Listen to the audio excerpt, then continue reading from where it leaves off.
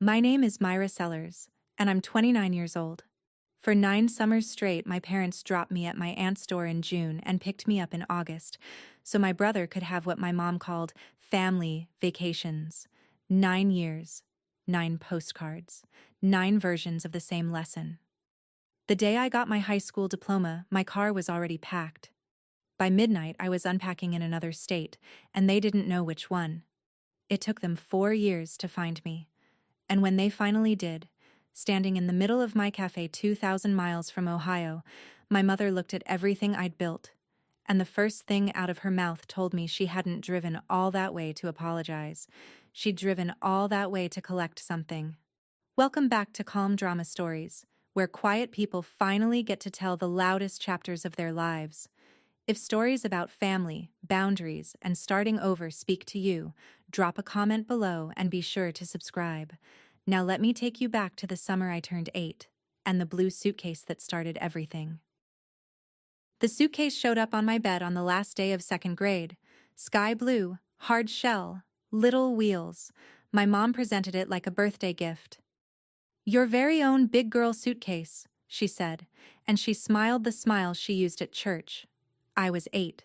I thought suitcases meant airplanes, and airplanes meant Disney, because that's what they'd meant for my brother Danny the year before.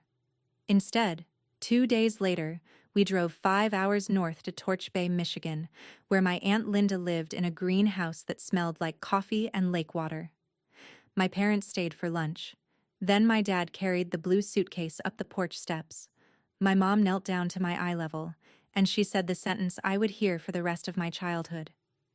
"Strong kids don't make a fuss."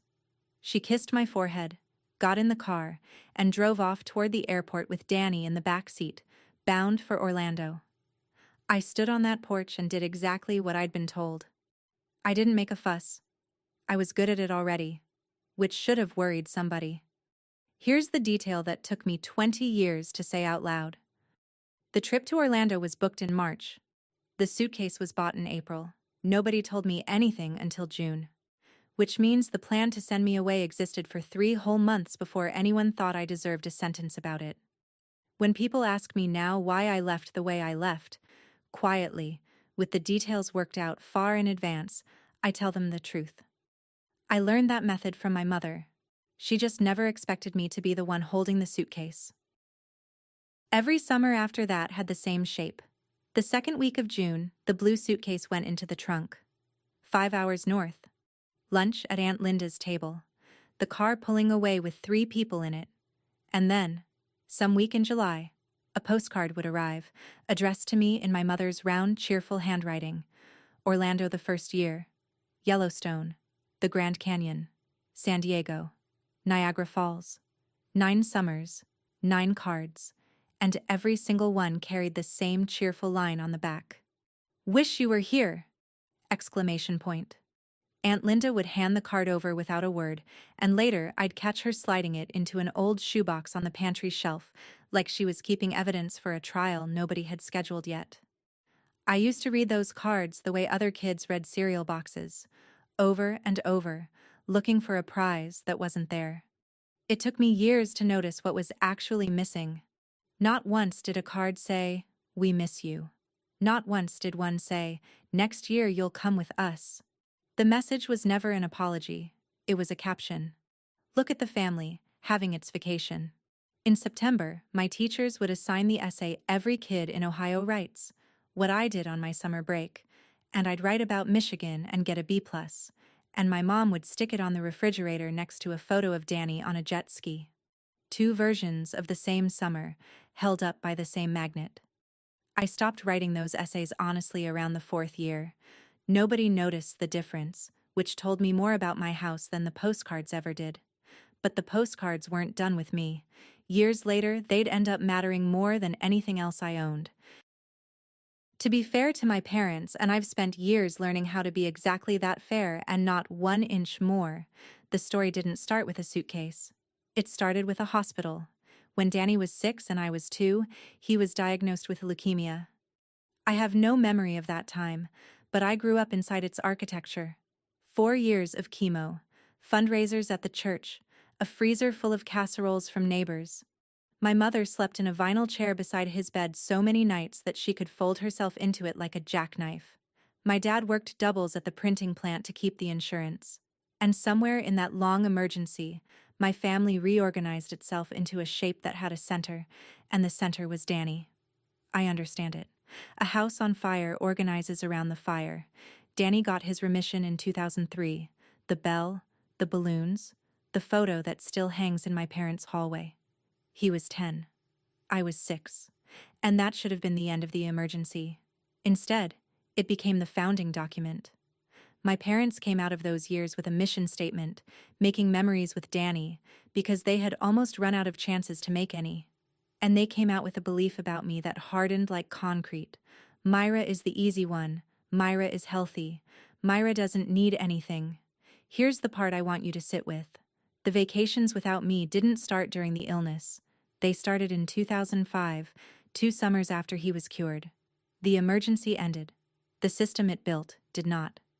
Nobody ever looked at the little girl carrying her own suitcase up the porch steps and asked whether the triage was still necessary. Triage was just how our family loved now. The summer I was 10, I made my case. The destination was the Grand Canyon, and I wanted to see it so badly my teeth hurt. I did it properly too, because even at 10 I was a planner. I packed my own bag a week early.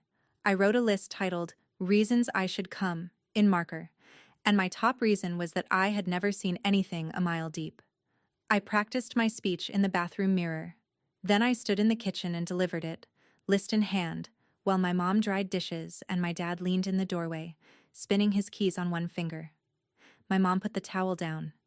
She knelt to my eye level, the way she always did for the hard ones, and her voice went soft as flannel. "This trip is for your brother, sweetheart. You understand. After everything he's been through." And then, when my chin did something I couldn't control, she tucked my hair behind my ear and finished me off with the family motto. "Strong kids don't make a fuss." My dad said nothing. That was his instrument, the whole orchestra of nothing. I went to my room and I did not make a fuss, and I heard the dishwasher start, and the TV, and the ordinary sounds of a house that had already moved on. But here's the sound I never got over.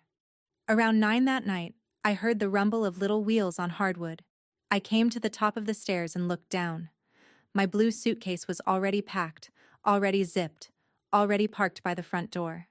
I hadn't touched it. Somebody had answered my speech hours before I ever gave it.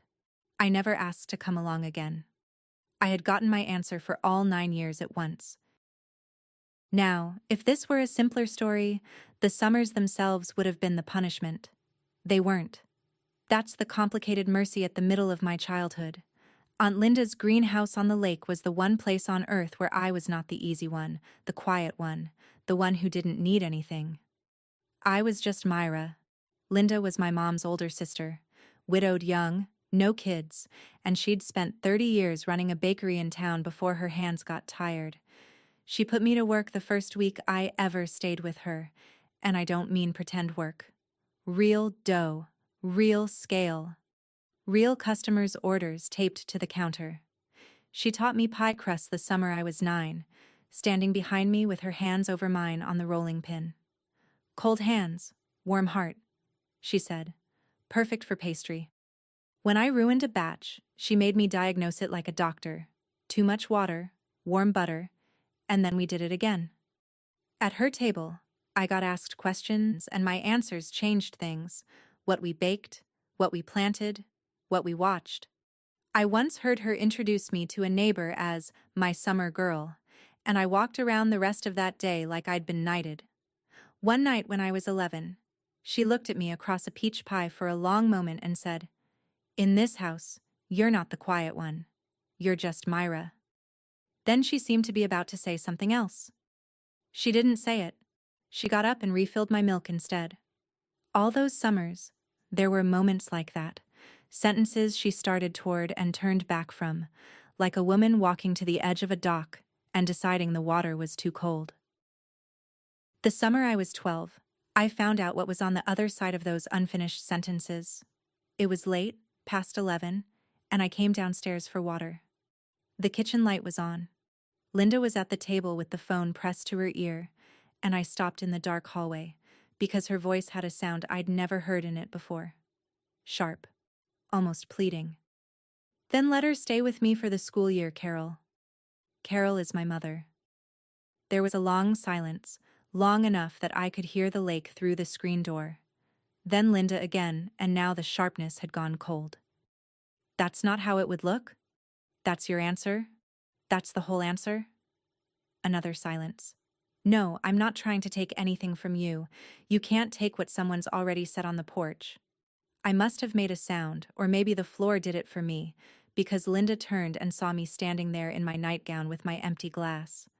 Her whole face changed costumes in a second, back into summer aunt, and she said the school year was boring in Torch Bay anyway, nothing but slush, and walked me back up to bed, with her hand warm between my shoulders. We never spoke about it. I was 12. I understood only the temperature of it, that something had been asked, and something had been refused, and that the refusal had a reason my aunt found unforgivable. I filed it away the way kids file things, in a drawer that doesn't open until it's ready. It would be 10 more years before I learned what Linda had actually offered my mother that night, and what my mother had turned down, and the exact excuse she used to do it. Something changes in a girl the year she stops asking. My parents read it as maturity. Teachers called me self-sufficient, and my mother repeated the word at dinner parties like a trophy she'd won. What it actually was arithmetic. Around 14, I opened a spiral notebook and wrote a date on the first page, June 2015, the month I would turn 18 with a diploma in my hand, and under it I started a list that was really a countdown. I did the math on everything. What a room cost to rent in cities I'd never seen. What a used car cost. What a person could save in a year if she was careful and invisible. And invisible was my native language. The summer I was 17, I pulled off my first real operation. I asked to skip Michigan and stay home alone to work, and I watched my parents approve it in under a minute, no follow-up questions, while they packed for 2 weeks in Maine. So independent, my mother told the neighbors. The ease of that yes was its own diploma. I waited tables at a diner off Route 9 all summer, and every night I banded my tips and slid them into an envelope taped inside my closet, behind the winter coats. On the envelope I wrote a single word: out. By graduation the envelope was an old shoebox, and the shoebox held $6,400, and not one person in my house had ever asked what I was saving for. They assumed college. Let them. Colleges send letters, and letters can be intercepted, so I'd already made my real plan the old way, at the public library, with a paper map. They thought I was saving for tuition. I was saving for a door. I chose my future in the Cedar Run Public Library, at a corner table, with an atlas and a legal pad. My requirements were cold and simple, far enough that nobody could drive there on a whim, cheap enough to live on diner wages while I found better ones. And it had to need bakers, because thanks to my aunt, baking was the one thing my hands knew how to do better than most grown adults. I flipped pages for weeks that spring. Then one afternoon I turned to a photo spread of northern Idaho, and there it was, a town wrapped around a lake so blue it looked painted. Coeur d'Alene. I sat there staring at that water, and I remember thinking it looked like Aunt Linda's lake, if Aunt Linda's lake had grown up and moved out too. That was the whole ceremony. No pro and con list. Some decisions you recognize instead of make. I found 3 cafes and a resort bakery in the town listings, wrote the addresses on my pad, and mailed job inquiries with a return address that belonged to my friend Jess, whose mailbox her parents never checked. I told no one, not even Linda, and leaving her out was the only part that felt like swallowing glass. But I knew my mother, and I knew that after I vanished, every person who loved me would get sat down at her kitchen table and questioned in that soft church voice. The only way to protect my aunt from having to lie for me was to make sure she had nothing to lie about. In May, an answer came back to Jess's mailbox. A cafe on the North Shore needed a dishwasher, starting summer. It paid almost nothing. I read it 4 times and slept like a queen. Graduation was the second Saturday of June 2015 on the football field, folding chairs on the grass. I was up before 5 that morning, and by half past my Honda, $1,900 of my own tip money, was packed in the driveway. The blue suitcase in the trunk, the shoebox of cash under the spare tire. And beside it, one thing nobody would have predicted. The other shoebox. The one with 9 postcards. Which I had quietly taken from Linda's pantry the summer before. Don't ask me why I brought them. At 18, I called them evidence. It took me years to admit they were a wound I wasn't done pressing. My parents did come to graduation. I want to be accurate about that, because accuracy is the only revenge I've ever fully trusted. They came, they sat, and 40 minutes in, during the D's, my mother leaned over and whispered that they had to slip out early because Danny's new job in Columbus was throwing a signing dinner and traffic on the interstate gets ugly. She squeezed my wrist. So proud, she said. When my row finally stood and they called Myra Ann Sellers, I walked the stage and shook a stranger's hand and looked out at 2 empty folding chairs with programs on the seats. And here's the strange thing. It didn't even hurt in the usual way. It felt like a receipt. Like the universe itemizing, one last time, exactly what I was to them, so I could leave with the math done. My whole childhood I'd wondered if my plan made me the villain of the family. They left my graduation early, and I stopped wondering. That night I ate dinner with them, said I was tired, went upstairs, and at 4 in the morning, I left. If you've ever been the one who waited in the hallway while the family photo got taken, I want you to know I see you. Tell me in the comments where you were the summer you turned 10. I read every single one. And if you're new here, subscribe. Because what my parents did when they finally found me is a whole other story, and we're getting there. I left a note on the kitchen table, weighted down with the sugar bowl so it couldn't be mistaken for trash. I drafted it maybe 30 times over the winter, and every draft got shorter, because everything true I had to say kept collapsing into fewer words. The final version said, "I'm safe. I'm an adult. Please don't look for me." I signed it M, the way Linda always shortened me, which was either a clue or a goodbye, and I've never decided which. Then I backed out of the driveway with my headlights off and didn't turn them on until the end of the street. 3 days, 2,000 miles.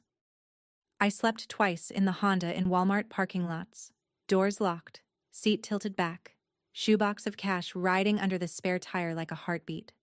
Somewhere in Montana, I pulled over at a gas station, took my phone apart, and swapped in a prepaid SIM I'd bought with cash in Ohio. My old number, the one my mother had, died in a trash can outside Missoula. On the evening of the 3rd day, I came over a rise on the interstate, and the whole town of Coeur d'Alene opened up below me, pines going down to that impossible blue water, and I had to grip the wheel because my hands wanted to shake, and I didn't have the spare attention to let them. 18 years old, everything I owned in a hatchback. Nobody in the world knew where I was, and I mean, nobody. You'd think that would feel like falling. It felt like the first full breath I'd taken since I was 8. 11 days later, a police officer knocked on my motel room door, and I opened it knowing exactly who had sent him. Let me hold the officer for one beat, because to understand what happened at that door, you need to see the life I was building behind it. The cafe that hired me sat on the North Shore and was called the Lake Shore. 40 years old, pine floors gone soft as soap, and it belonged to a woman named Rosa Delgado, who was 64 then, and ran her kitchen like a small navy. I washed dishes 10 hours a day and my hands cracked, and I loved it the way you love anything that's entirely yours. I found a studio apartment over a garage for $300 a month, and when the baseboard heater died my first October, I did not call the landlord. I want you to notice that because it took me years to. I watched repair videos at the library, bought a thermal fuse for $6, and fixed it myself with the breaker off and my tongue between my teeth. I told myself that was thrift. It wasn't. It was doctrine. Somewhere in 9 summers I had absorbed the family catechism. Needing things is a tax other people pay, and I would sooner have slept cold than knocked on a door. Remember that about me. It's the flaw this whole story eventually turns on. The week before Thanksgiving, the cafe's baker sprained her wrist, and Rosa found me at the sinks. "Anybody back there bake?" she asked the kitchen at large. My hand was up before my shyness could vote. She stood over me while I rolled out a test crust, arms crossed, and I did it the way I'd done it 100 times in a greenhouse in Michigan. Rosa took one bite, looked at me differently, and asked where I learned. "My aunt," I said. "Then your aunt raised a baker?" Rosa said, and walked off. I stood there over that pie like it was a passport. The officer at my motel door, back in those first 11 days, was younger than I expected and visibly bored, which turned out to be the best thing he could have been. My mother had filed a missing person report in Ohio the day after graduation. That report followed the trail of my first debit card swipe, a tank of gas I'd paid electronically before I got smart, and it ended with a welfare check at my door. I handed him my driver's license and my brand new lease. He looked at both, looked at me, and asked the only question the law actually cares about. "Are you here of your own free will, ma'am?" I said yes. He had me sign a form confirming I was a voluntary missing adult, and then he explained, in the tone of a man reciting a bus schedule, exactly how it works. "Your family will be notified that you've been located and that you're safe. They will not be told where you are. That's your right. Have a good night." And that was the whole miracle. The system my mother thought would fetch me home instead drew a legal curtain between us, and all her church voice charm couldn't part it, because the curtain doesn't negotiate. Before I changed numbers, one last voicemail had gotten through from her. I stood in that motel room and played it once. "Myra, this is very dramatic, honey. We raised you better than this. Strong kids don't make AA." And I deleted it right there, mid-word, and the room went quiet. It's the only time in my life I ever got to finish that sentence for her. For the next 4 years, that half a sentence was the last sound my mother's voice made in my life.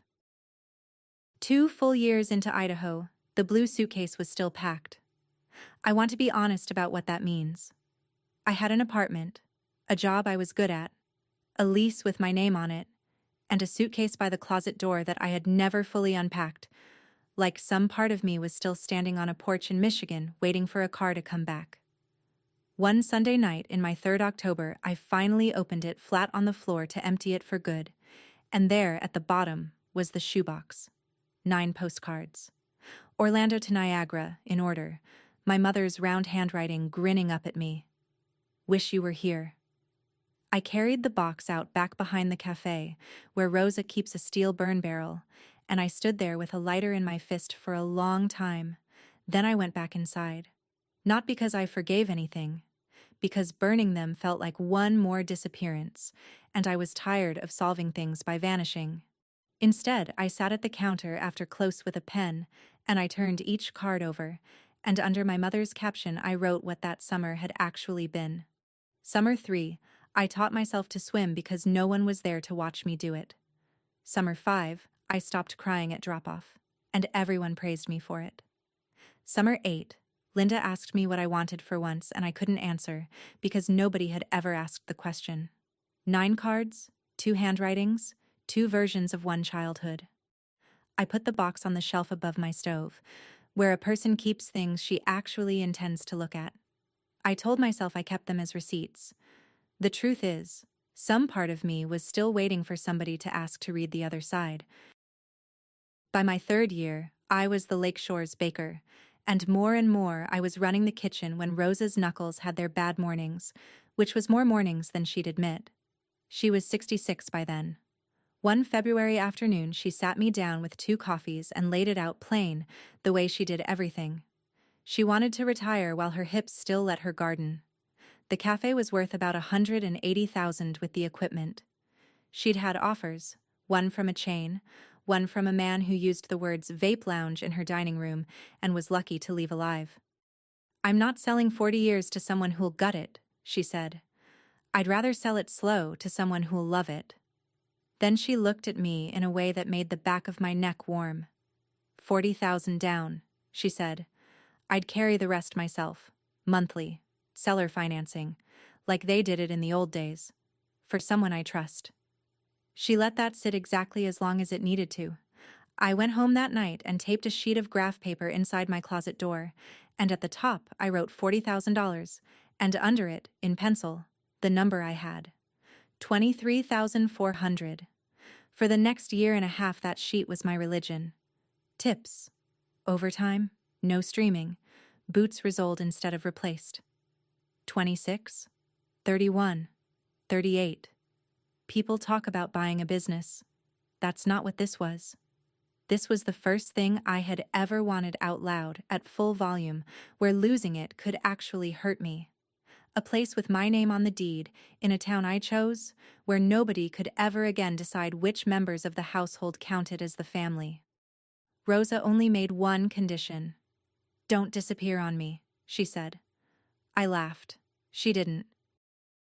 I need to tell you about the one thread I never cut, because without it, nothing at the end of this story makes sense.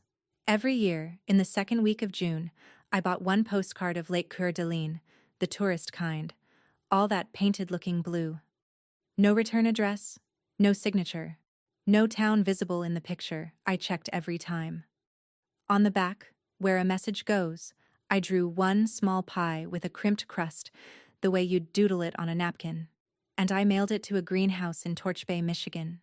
The 1st June, I stood at the mailbox for 10 minutes before I let it drop, running the risks like a bank auditor. Linda would know my mother's questions were coming. Linda would have to hold this secret across a family that considered her the odd sister already. It wasn't a small thing I was asking of a woman I wasn't even speaking to. I dropped it anyway, because the alternative was letting her spend Jeunesse wondering if I was alive. She never wrote back, since she had no address to write to. But the following summer, a regular at the cafe mentioned her cousin had visited from Michigan, and I felt the two states touch for half a second, and I went in the walk-in cooler and breathed until it passed. 4 postcards over 4 years, a pie doodle instead of a name. That was our entire correspondence, and my aunt read it exactly right. She of all people knew how much a person can say on the back of a postcard. What I didn't know, and wouldn't learn until everything broke open, was what keeping that secret quiet was costing her at every holiday table in Ohio. My safety had a price. She just never sent me the bill. The article was Rosa's idea, and I want that on the record, because for 4 years the whole shape of my life had one rule at the bottom of it: stay small, stay unfindable. A writer from North Idaho Living was doing a piece on Laketown institutions, and she'd heard about our huckleberry pie, and Rosa, who had never met a spotlight she didn't shove somebody else into, volunteered me. The writer wanted the baker's name. She wanted a photo by the ovens. I stood in the kitchen with my hands in a towel, while every alarm I owned went off at once. And then I looked around, at the slow winter that was coming, at Rosa's arthritis, at the graph paper number that grew or didn't grow depending on how many strangers found this room, and I did the math I'd been avoiding. The cafe needed to be found. You can't run a business on a witness protection heart. So I said yes. I stood by the ovens in a clean apron and smiled, and 3 weeks later, there it was. The huckleberry pie worth crossing the lake for. My name in print, Myra Sellers, first time in my adult life. My face above the fold of a paper I'd never once been afraid of, because who in Ohio reads North Idaho Living? For about 2 weeks I was proud in a way that felt like walking on a new floor, testing every board. Then the paper posted the piece on its website, and websites don't have city limits. A woman I barely remembered, a second cousin of my mother's from Cedar Run, left a comment under the photo, 11 days after it went up. One short comment, with a question mark. Isn't this Carol's girl? It was a Tuesday in late October 2019, the dead hour between breakfast and lunch, and I was behind the counter boxing an order when the bell over the door rang. I said we'd be right with you before I looked up. Then I looked up. My mother was standing in the middle of my cafe, 4 years and 2,000 miles, and there she was between table 6 and the pastry case, in her good wool coat, her hair grayer than the version I'd been arguing with in my head all this time. Behind her, holding the door the way he held every door of my childhood, silently, was my dad. He looked smaller, and his free hand, down at his side, was trembling. a fine, constant shiver like a phone on silent, and some cold clinical part of me noted it and filed it before my thoughts could even form a word. Nobody moved. The espresso machine hissed. I watched my mother take it all in with one slow sweep of the room she was so good at. The chalk menu with my pie list, the framed article by the register, the apron with the Lakeshore logo tied twice around my waist because it was cut for someone bigger. 4 years. Whatever came out of her mouth first, I remember thinking, would tell me everything, the way a first sentence always had in our family. She finished her inspection. She looked at me, at my whole standing, solvent, unfussed life, and she pressed her lips together in that way that always came before the church smile, and she said, "So this is what you left your family for?" That's when I knew they hadn't driven 2 days for an apology. They'd driven 2 days for a pickup. I poured them coffee. I want you to understand why. Because it wasn't weakness. A woman who owns her ground can afford to pour coffee on it. They sat at the counter like customers, and for 20 minutes my mother gave me the authorized history of my childhood, and I listened to it the way you'd listen to a tour guide describe your own house. In her version, I'd had 9 wonderful summers with my aunt, whom I adored.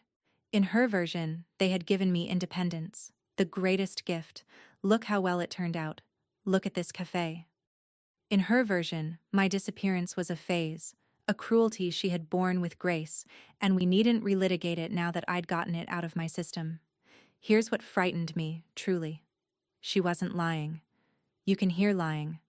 My mother believed every syllable, the way you believe a road you've driven for 40 years. Somewhere across those decades, she had built a version of our family where every choice was love, and she lived in it the way we all lived in that house, comfortably and without ever checking the basement. My dad said almost nothing, which was its own kind of fluency. His finger tapped the counter, an uneven little rhythm he didn't seem to know about. Twice I caught him looking at the framed article, at my name in it, with an expression I had no file for.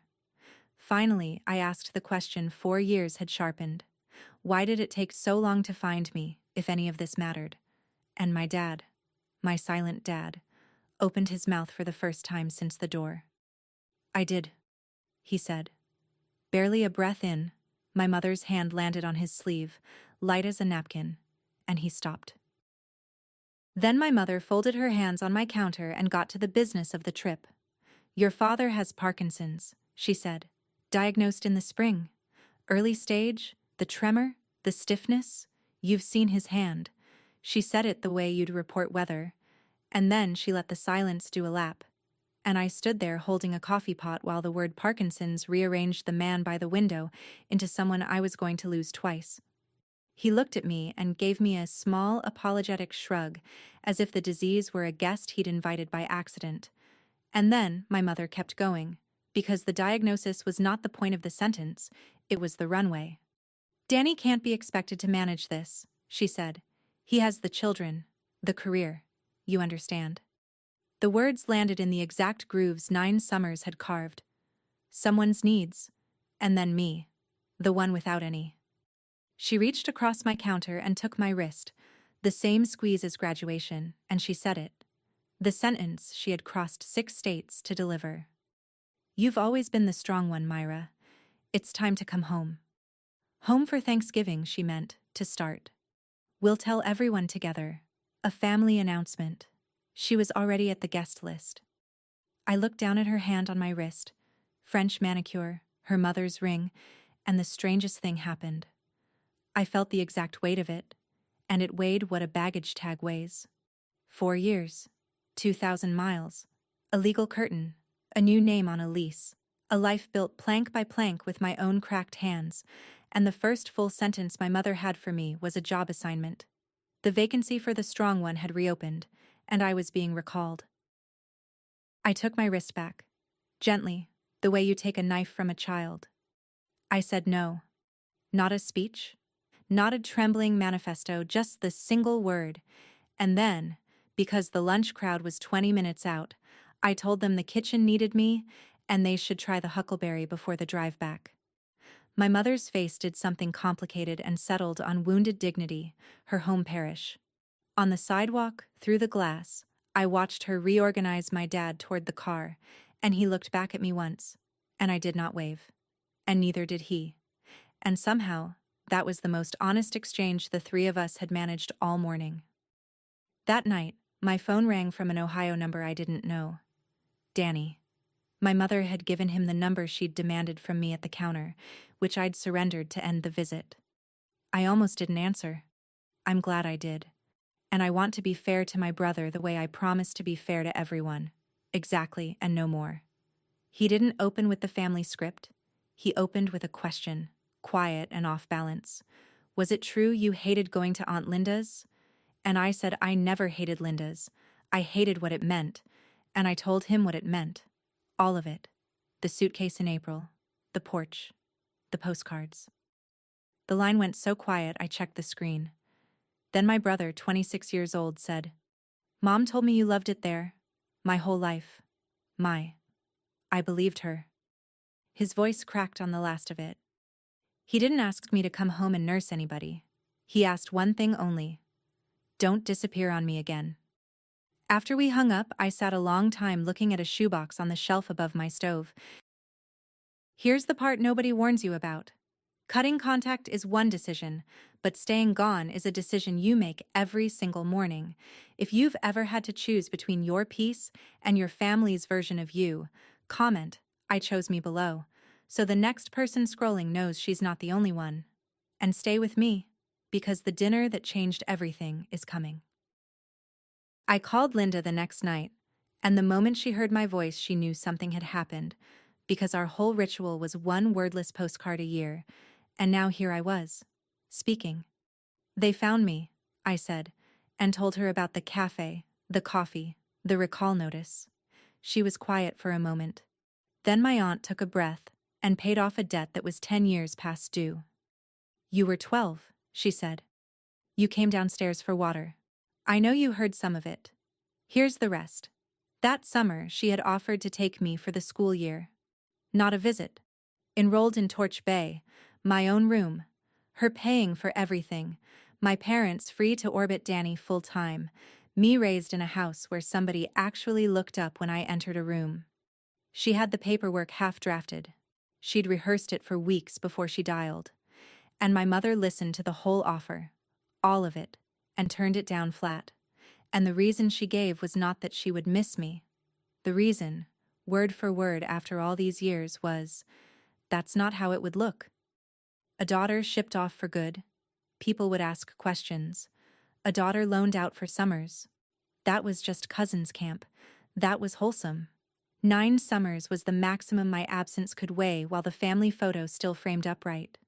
My childhood had been portioned out to the exact limit of appearances, like a diet.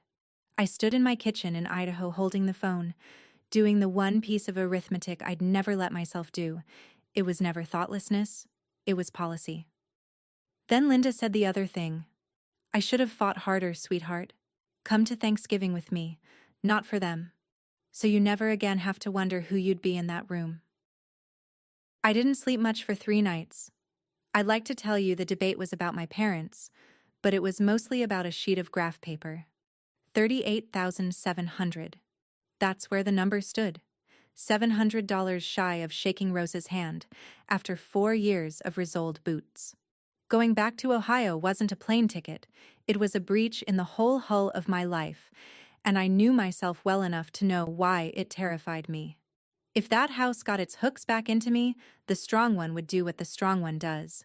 Absorb, accommodate, disappear in place, which is the one kind of disappearing I hadn't tried yet. On the 4th morning, I did the thing I'd never done in my adult life. I asked for help, out loud, with the whole truth attached. I sat Rosa down at her own corner table before open, and I told her everything. Ohio, the summers, the suitcase, my father's hand, the number on the graph paper, and what I was afraid Thanksgiving might cost me, in money and in nerve. She heard me all the way out, arms crossed. Then she said, "The cafe's been here 40 years. It can wait 3 weeks." And then, because Rosa has never once missed the center of a target, she added, "Can you?" I booked the flight that afternoon, Spokane to Columbus, the day before Thanksgiving. And then I did something I couldn't fully explain at the time. I got the blue suitcase out from under the bed and packed it for the trip. 4 years it had sat there empty, retired. If I was walking back into that house, I was walking in with the luggage they'd taught me on. Call it a witness. Some evidence you carry, some evidence carries you. Linda drove down from Michigan and met me at the Columbus airport, and the sight of her in arrivals, gray now, scanning heads exactly the way she used to scan the beach for me, undid more of my composure than the whole flight had. We got a motel by the interstate. I want that detail noticed. 2 grown women with family in